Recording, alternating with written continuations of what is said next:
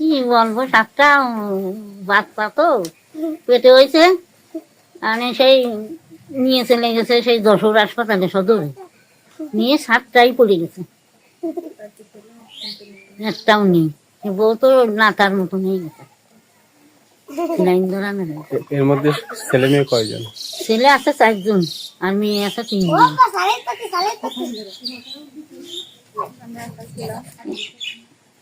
মাটি দিছি তো ওই যে বিটে দিয়ে আছে, এক জায়গান দেশে দিয়ে আছে লাইন দিয়া। আমি আব্দুল লতিফ, আমার ছেলে মহাসিন মোল্লা। আমার বৌমার পেটে 7টা বাচ্চা আছে, বাচ্চা 7টাই মারা গেছে। আমরা এ নিয়ে খুব দুঃখিত।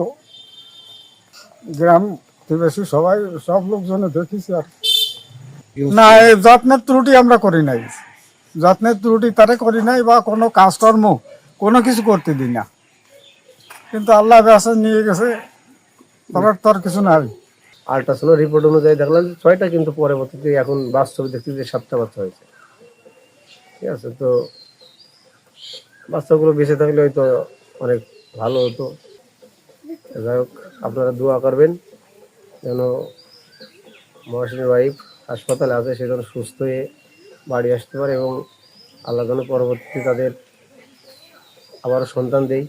এই মহাসিন হচ্ছে আমার দেওর হয়, তাই এনার এই যে বিয়ে হয়েছে 10 বছর, ছেলে মেয়ে হয় না, মেলা চেষ্টা সাধ্য করে বাচ্চা হয়েছে, আল্লাহ দিছে।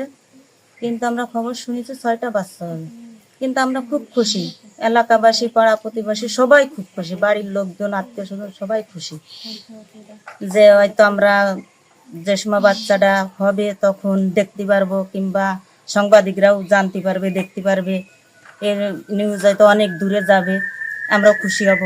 সেই আশা আমাদের অনেক আশা ছিল, কিন্তু এই বিষয়ে আল্লাহ নিয়ে গেছে। কিন্তু আমরা খুব দুঃখিত, খুব কষ্ট পাইছি।